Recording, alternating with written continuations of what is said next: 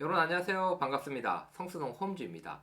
제가 지난 영상에서 앞으로 전세자금 대출 금리가 올라서 그게 전세가 하락으로 이어지고요. 외곽 지역 집값 하락에 영향을 줄 것이다.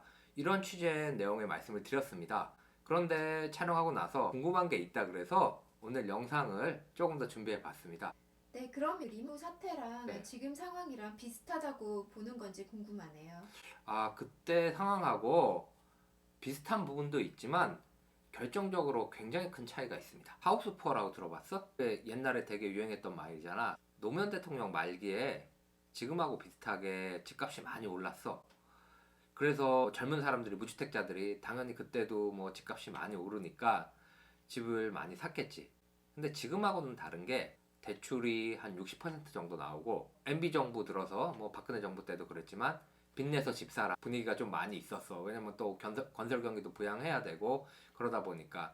그래서 젊은 무주택자들이 뭐 한 대출을 한 60%에서 많게는 70% 정도 받고 실거주할 목적으로 집을 많이 샀어. 그런데 서울은 비싸잖아. 그때 이기 신도시가 또 이렇게 되면서 뭐 파주 운정이라든가 동탄 이런 데다가 소위 말하는 연끌을 해서 집을 많이 산 거야. 그러다가 2008년도 9년도에 리먼 브라더스 사태가 빵 하고 터진 거지. 그 당시 그래서 그게 뭐가 문제였냐면 리먼 사태 터지기 전에는 주택 담보 대출 이자가 대충 한 4% 전후였는데 리먼 사태 터지고 나서 8%까지 올라 버린 거야. 그럼 대출이자가 8% 되면 뭐 감당이 안 되잖아. 1금융권, 그것도 뭐 저축은행 이런 데가 아니라 대출은 너무 오르고 감당이 안 되고 그래서 이 젊은 사람들이 쪼들리니까 그 당시 이제 영끌에서 집 산 사람들이 집을 팔라고 내놨을 거 아니야. 근데 그 집이 팔리겠어? 그러다 보니까 집값은 계속 떨어지고 심지어 뭐 대출 받은 금액보다 집값이 근저당 금액보다 집값이 더 떨어져서 은행에서 뭐 대출 상환 요구를 한다거나 심지어는 뭐 경매로도 넘어가고 그런 일이 굉장히 많았지. 그러면 그때는 상대적으로 대출을 받아서 집 산 사람들이 많았는데 이제 이자 올라가는 거를 감당하기 어려우니까 음, 사람들이 집을 팔려고 했고, 근데 또 원하는 대로 집이 이제 팔리지 않아서 좀 문제가 됐다는 거고. 근데 지금은 주택 구매할 때 사실 대출에 의지해서 산 비율이 음, 상대적으로 굉장히 적잖아. 그 음, 12, 16 대책 음, 이후로. 음, 금리가 올라가더라도 음, 사실 이 금리 때문에 음, 집을 내놓겠다 하는 사람들의 포션은 음. 사실 많지 않을 거라고 봐야겠네. 그치, 극히 희박하다고 봐야지. 서울에 사실 뭐 9억 이하짜리 집도 거의 없잖아. 30평대 아파트 기준으로 했을 때는 대부분 뭐 10매덕 이상씩 되고 15억 이상 되는 집들도 뭐 어떻게 보면 중위값 이상이 거의 그 정도 됐는데 15억이 넘어가는 집은 대출이 한 푼도 안 나와. 11억 이후에. 그리고 9억짜리 집도 40%밖에 안 나다 보니까 12.16 대책 이후 뭐 최근 뭐 그거 아니어도 한 최근 2, 3년 안에 내가 서울에서 실거주 목적의 집을 샀다고 하는 사람들은 돈이 있는 사람들이야. 왜냐면 10억짜리를 사도 뭐 6억 이상 내가 가진 돈이 있어야 되고 지금은 또 대출을 원금하고 이자하고 같이 갚아야 되잖아. 그러면 웬만해서 서울에서 집 산 사람들은 한 달에 원리금이 뭐 몇백만 원 이상씩 나갈 수밖에 없어. 최근 2, 3년 안에 서울에 집을 실거주 목적으로 집을 산 사람들은 시드머니도 어느 정도 있고 뭐 직업이 좋거나 소득이 어느 정도 높은 사람이기 때문에 이자가 올라서 한 달에 이자가 뭐 몇십만 원에서 많게는 100만 원 이상 더 낸다고 하더라도 뭐 외식 한두 번 덜 하고 옷 한 번 덜 사 입고 이렇게 하지. 그것 때문에 내 집을 내놓는다. 그런 확률은 또 희박하고 그 집을 판다고 해도 또 아까 얘기한 것처럼 대출이 안 나오니까 양도세 내고 뭐 내고 거래 비용 내고 하면 이사를 가지는 못해. 그래서 인서울에 실거주 목적으로 내 집을 산 사람들이 금리 때문에 뭐 어떤 집값이 떨어지거나 그 집을 판다거나 이런 확률은 거의 없다고 봐야지. 사실 현금 여력이 부족함에도 불구하고 투자 목적으로만 치중해서 갭을 이용해서 투자한 사람들이 있을 거잖아. 그치. 그럼 갭 투자한 사람들은 괜찮은지, 그때 예전에는 어땠는지 또 궁금하네. 그때하고 지금하고 가장 큰 차이점이거든. 그때는 오히려 실거주 목적으로 대출을 많이 받아서 집을 산 사람들은 좀 어려움에 빠졌는데 전세 끼고 집을 산 사람들은 오히려 큰 타격이 없었어. 왜 그러냐면 아까 얘기한 것처럼 금리가 오르면서 집값이 떨어지잖아. 그러면 사람들이 집을 더 살라고 하겠어? 아니면 집을 안 사고 전세를 살려고 하는 사람들이 많겠어? 나중에 보자 하고 전세로 많이 갈 수 있겠지. 그렇지, 당연한 거지. 그래서 그 당시는 집값은 좀 떨어지면서 전세값은 오히려 오르는 경향이 굉장히 많았어. 그게 한 2009년도부터 2012, 13년 요 정도까지는 전세값이 계속 가파르게 올랐어. 그래서 깡통 전세. 그렇지. 그래서 심한 지역은 외곽 지역, 심한 데는 전세값하고 매매값하고 붙어버리는 거야. 그치? 그러면 그게 아까 얘기한 것처럼 깡통 전세가 나오는 거지. 그런데 전세를 끼고 집을 산 사람들은 아우 내가 집값은 떨어져서 속은 쓰리지만 전세값이 2년마다 갱신할 때마다 계속 오르니까 당장 손에 들어오는 현찰은 더 많아지는 거야. 그러니까 내 돈 나갈 일 없고. 그렇지, 내 돈 나가는 일 없고 현금은 더 들어오고 지금처럼 뭐 다주택자라고 종부세가 막 많이 오르고 비싸고 부담되고 그런 수준이 아니었잖아. 그러다 보니까 그 사람들은 버티는 거야. 왜? 학습 효과가 있잖아. 버티면 언젠가는 오른다. 특히 서울은. 그렇기 때문에 그 당시에 갭 투자한 사람들은 오히려 갭 투자를 오히려 더 늘린 사람도 있었어.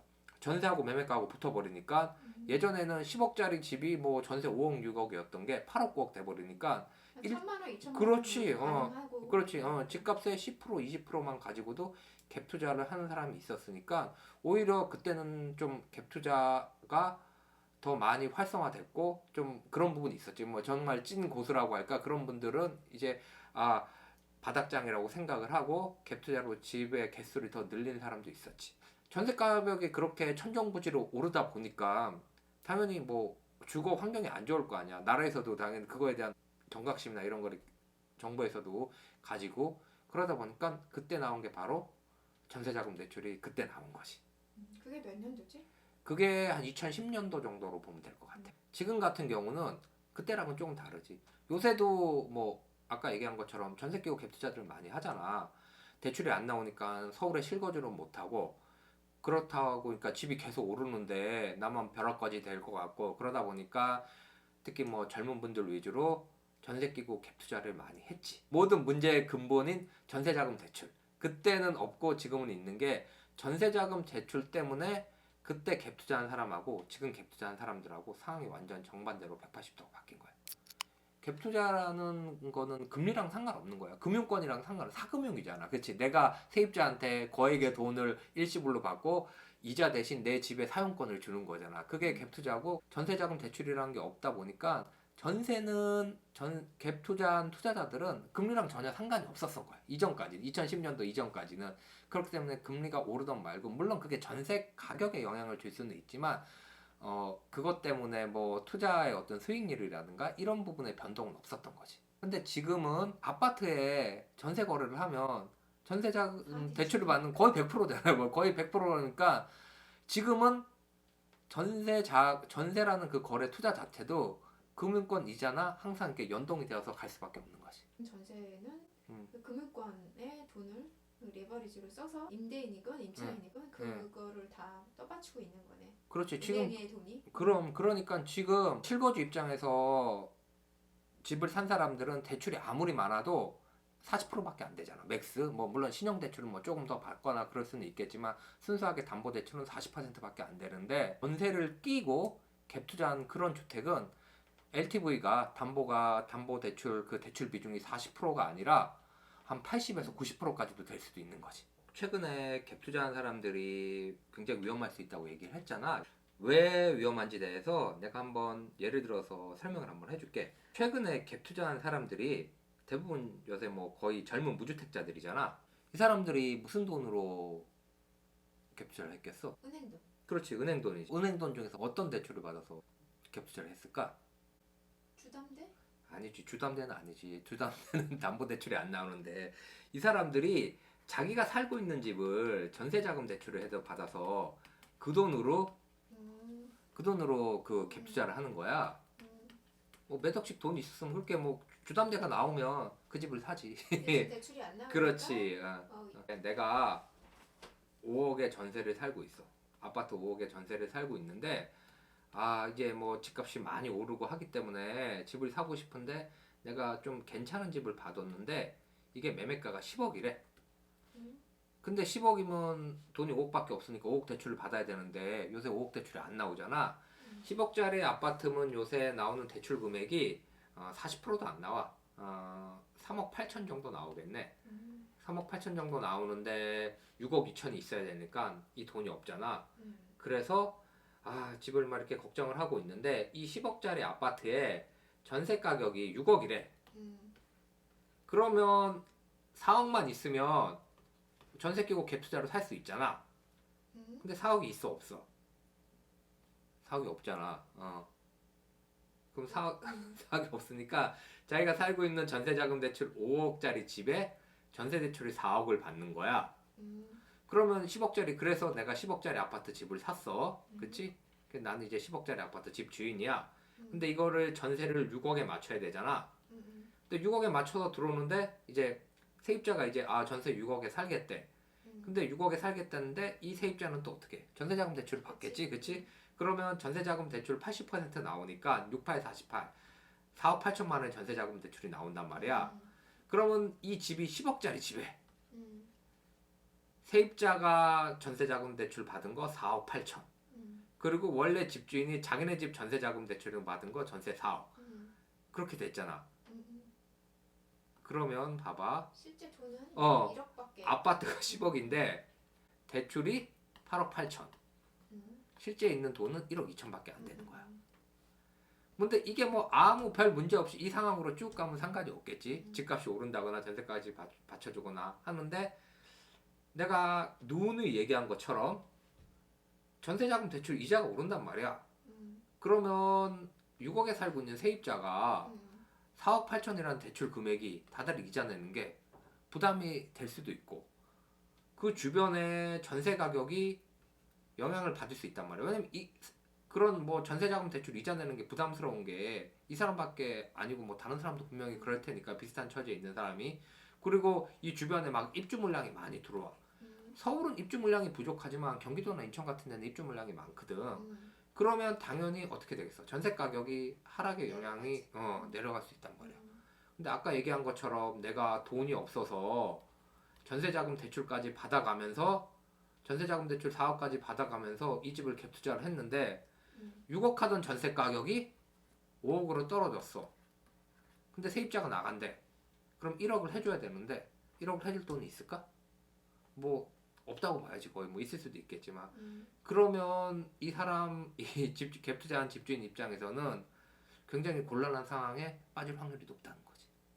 그럼 집을 내놓겠네. 그렇지. 전세자금 대출 금리가 올랐다는 거는 뭐 은행 담보대출도 오른 건데 아무리 은행 담보대출 금리가 집값에 영향이 없다 그렇게 말하는 사람도 뭐 일부 있긴 있는데 물론 은행 금리가 올라도 집값이 오르는 경우도 있지만 그거는 뭐 다른 요인, 경제 성장률이 더 높다거나 공급이 아주 뭐 극도로 뭐 없다거나 그래서 다른 외부적인 요인이 그 금리가 오르는 요인보다 더 크기 때문에 오르는 거지. 금리가 오른다는 거는 집값에 당연히 부정적인 영향을 줄 수밖에 없거든. 이런 상황에서 금리가 계속 오르면 집을 내놔도 현재 지금 뭐 거래가 안 되잖아. 요새 거래가 없는 거는 뭐 부동산에 조금이라도 관심 있는 사람이면 다 아는 내용이니까 이런 갭 투자한 사람들은 특히 좀 외곽 지역 입주 물량 많고 대출 비중이 낮은 지역은 리스크가 적은데 서울이 오히려 그렇지. 리스크가 예. 적다는 거. 뭐 사실 뭐 강남 불패라고 하지만 사실 뭐 강남이 불패는 아니야. 강남도 집값이 떨어지긴 하지만 지금 같은 경우는 강남은 집값이 떨어질 수는 있어도 자기 자본 비율이 월등히 높기 때문에 타 지역에 비해서 안전도가 더 높다는 거고. 뭐 근데 대출 비율 특히 외곽 쪽에 이런 데 가면 신축 아파트 부동산 카페나 이런 데 보고 그냥 단체로 가서 갭 투자하고 이런 데들 많거든. 다 대출이야. 그러니까 대출 비용이 뭐 정말 심한 데는 80% 90%까지 돼. 그렇기 때문에 그런 데는 금리의 직격탄을 맞을 수 있고 모든 문제의 근원은 전세 대출이야. 전세 대출이 뭐 물론 순기능도 있긴 하지만 전세 대출 때문에 금리가 상승하고 하락장이 오면 정부는 뭐 부동산 뭐 연착륙 영착륙 원하는데 그거는 나는 좀 꿈 같은 소리지 않을까. 오늘의 결론 뭐 두 가지. 일단 이전의 부동산 투자의 상식은 갭 투자는 대출 규제나 금리 영향을 안 받는다는 게 일반적인 상식이었어. 근데 하지만 이제는 또 전세 대출이라는 것 때문에 이 상식이 완전히 무너졌고 본격적인 하락장이 되면 이 전세 대출이 뇌관 역할을 할 수 있기 때문에 우리가 일반적으로 이전의 하락장 2009년도 그게 뭐 가장 제일 큰 하락장이 2009년도였으니까 그때 생각하는 거 이상으로 외곽 지역은 더 공포스러운 상황이 생길 수 있다. 그래서 마지막으로 구독자분들한테 드리고 싶은 말씀은 지금이라도 내가 무주택자니까 좀 갭 투자라도 해서 집을 사야 되지 않겠냐 이렇게 생각하시는 분이 혹시 계실 텐데 두 번, 세 번 정말 알아보고 심사숙고해서 정말 신중하게 결정하셨으면 좋겠다 이런 말씀을 드리고 싶어. 네, 오늘 준비한 내용은 여기까지고요. 다음번에는 더 좋은 내용으로 인사를 드리겠습니다. 마지막으로 오늘 영상이 좋으셨다면 구독, 좋아요 부탁드립니다. 고맙습니다.